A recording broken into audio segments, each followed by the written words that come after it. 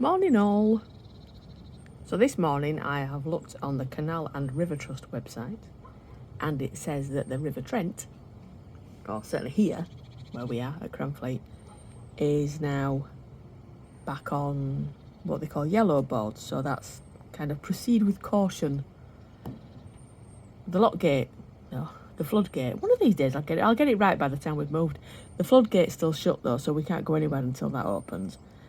But today is a day of preparation, so we're going to run the engine for a bit and make sure that the drive shaft is working, and then we're going to move down this little bit a bit to give it a little run sort of down the cut, and one more up back where we were a week or so ago before the flood.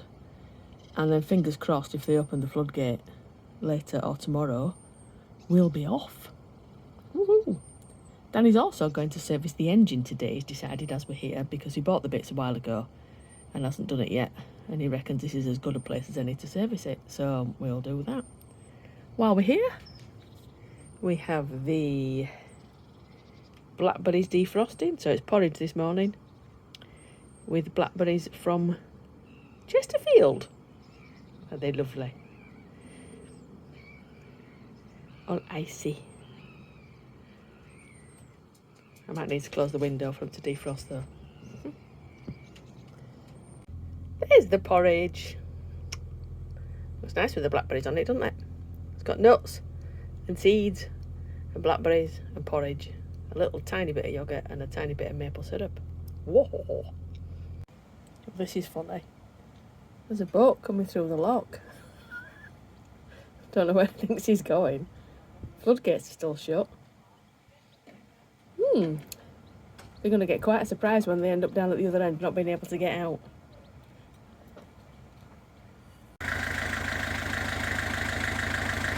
The moment of truth.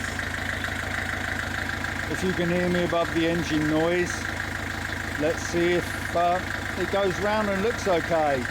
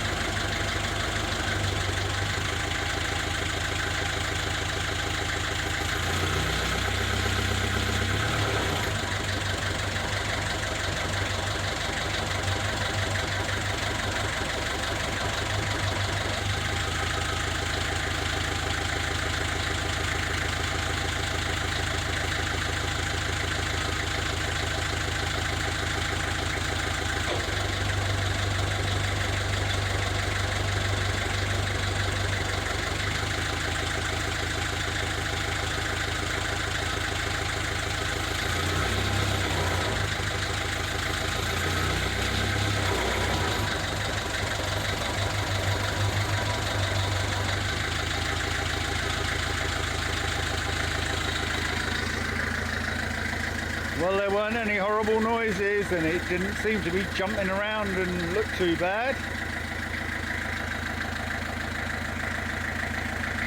Okay, I don't know how much of this you are going to see. It's not the easiest of things to film. The brass thing here is the pump that is used to pump the oil out of the sump. Because unlike in a car where you can drive it over a pit or jack the front up, take the sump plug up, drain the oil out, the boat engine sits about that far above the bottom of the boat. So rather than having a sump plug, it's got a tubes connected to it that comes up to this brass pump.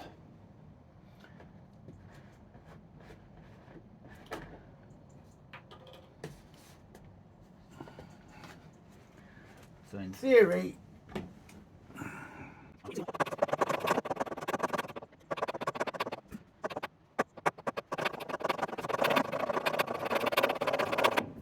as you can see, the pump doesn't start working very easily. So I'm going to stop filming while I bang around, and I shall come back in a minute. Right, we're back.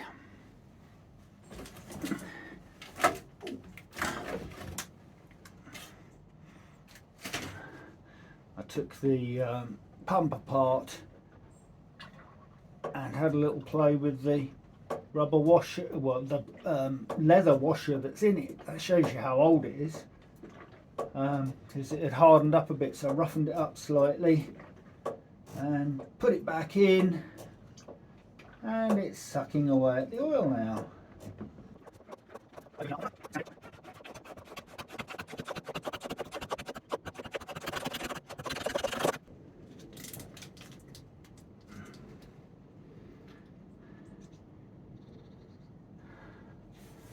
Right. Just wedge that back in place. So the drips carry on dripping in the container.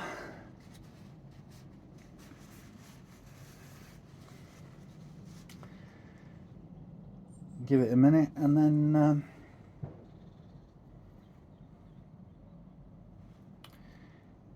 we can undo the oil filter. For this, I'm going to have to take you off the tripod, I think, or at least move the tripod.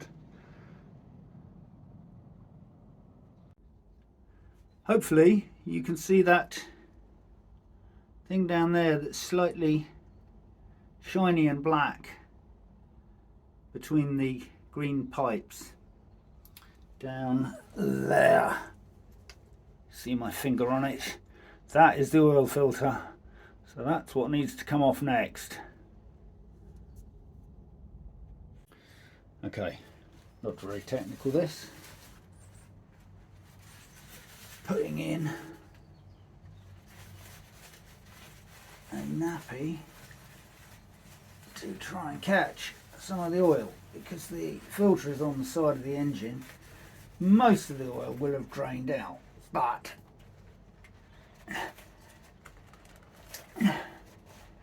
some of it will remain and will try and leak out and run all down the side of the engine. Right, that's the oil filter off. Shiny new oil filter. And one thing you do have to do with a shiny new oil filter is oil it. Well, not fill it up with oil or anything daft. But you see the black seal, the rubber seal around it. Well, in order for that to spin round on the metal, it needs a little bit of lubrication. And what do you lubricate it with? Right, tin. We live on a classic boat, so we use classic motor oil. And what you do is put a little wipe of oil all around the surface. Doesn't need to be very much, just to coat it, and that then lets the rubber of the seal turn on the metal where the seal sits. So all I have to do now is give this a wipe to make sure that the sealing face is clean.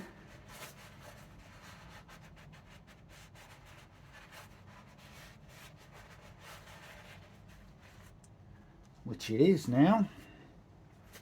And I can take the nappy out because that's done its job. As you can see, it's caught loads of oil.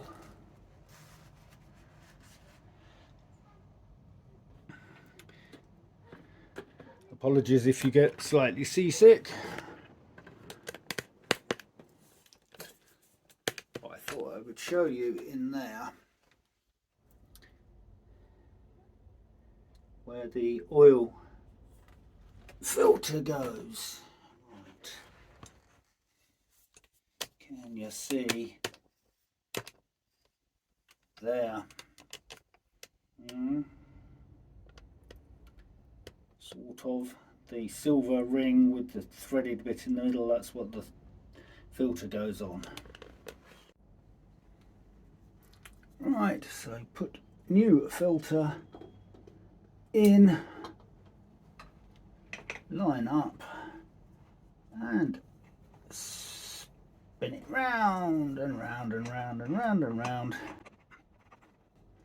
And once it's finger tight, basically just tighten it up a bit by hand. You don't want to go silly, it just wants to be hand tight.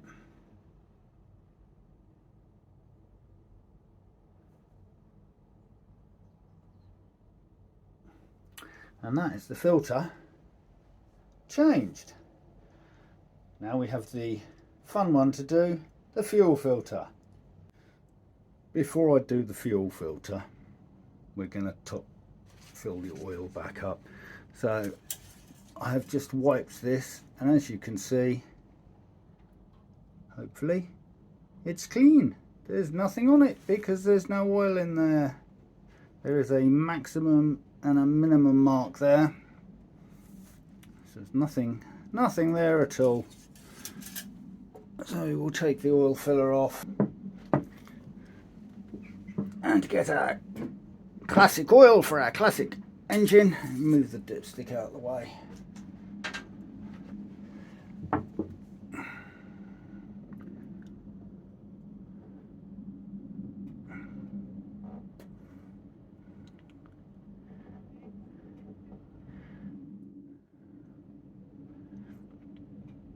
Now this engine only takes about 4 litres of oil, so it's not a very large capacity.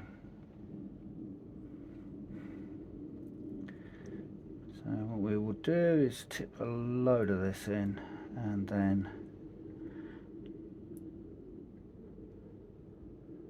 have a look. As the engine's nice and warm, the oil will run down fairly quickly into the sump. There you go, it's disappearing.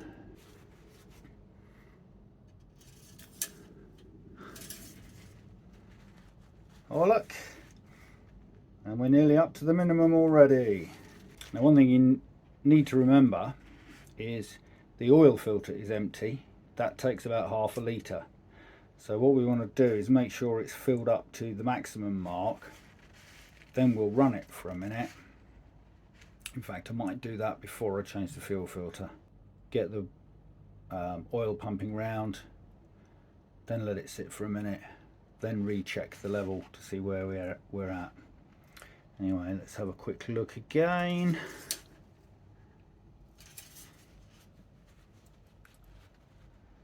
Still below the minimum, so I think we could put a little bit more in.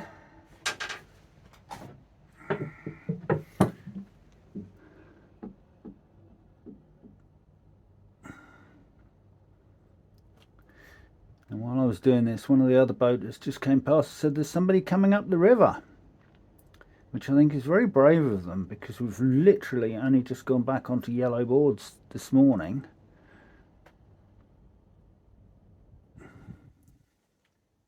And when I checked the lock earlier, as you'll see somewhere else in the video, the tiniest little bit of orange was sticking out of the top. Right, you should be able to see there, we are between the minimum where the blue paper is and the maximum.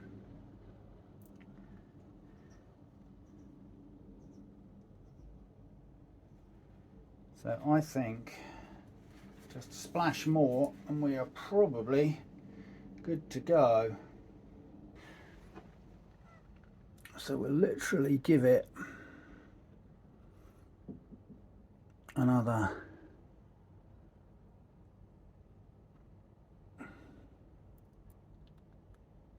1/4 litre.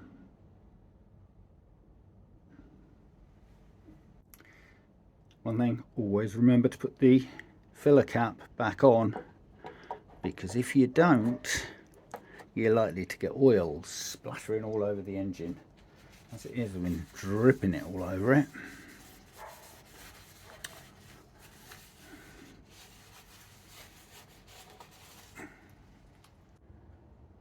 Right, let's move that out of the way, then you can see the gauges and things. Ooh, moves the camera a bit.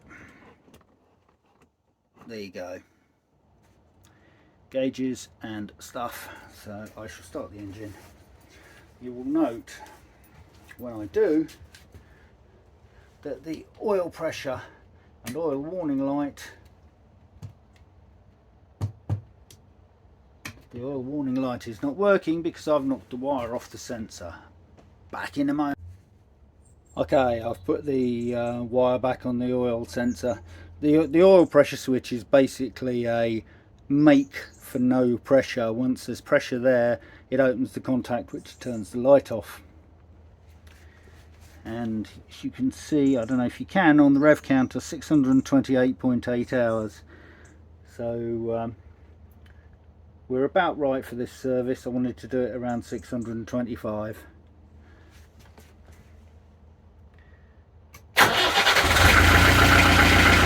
No oil pressure, lots of rattling.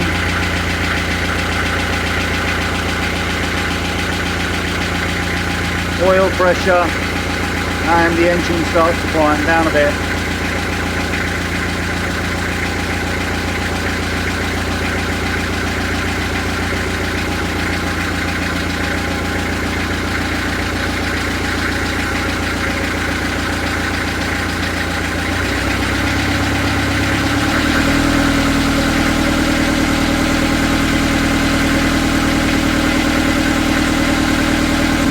Well, the oil pressure's holding good, can't see any leaks, so I'm going to turn it off now and go and check the filter and just make sure it's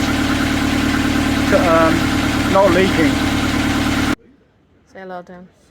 Hello, Dan! Hang on. We've got to do another one. This one's especially for you, Fi Edwards. Hi, Vi! Fee, Fi Fo Fum. Hello. Hi, Fee! What we're doing now? Oh, you've already said what you're doing, haven't you? Have you not? I've heard you shouting on I did videos. say I was going to change the fuel filter. I've changed the oil filter, filled it up with oil, tested it all, it's all good. This You're shouting again. This is a fuel filter, You've seen many of these on a YouTube video, I'm sure. which filters out the diesel to make sure that Is that the old one? That's the old oil filter. I've shown them that. Oh, have you? Oh. Yeah. So this Look at you. is the fuel filter. So we have to undo this bolt. No, but not me, but like heavy. I've never, like when you did that, because I can so easy straight fingers. And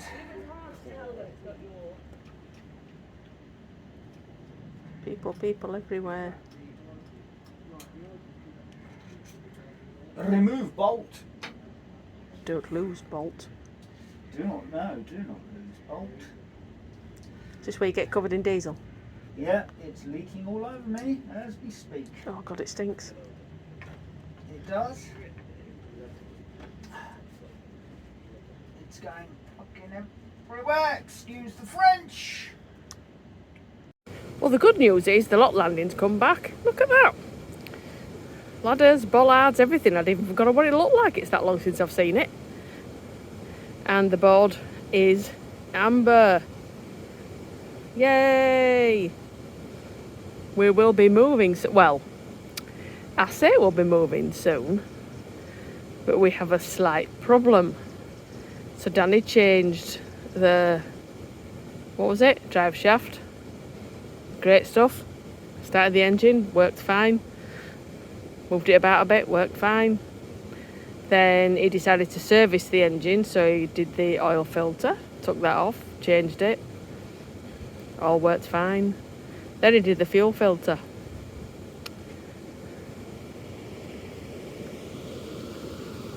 All gone horribly wrong now.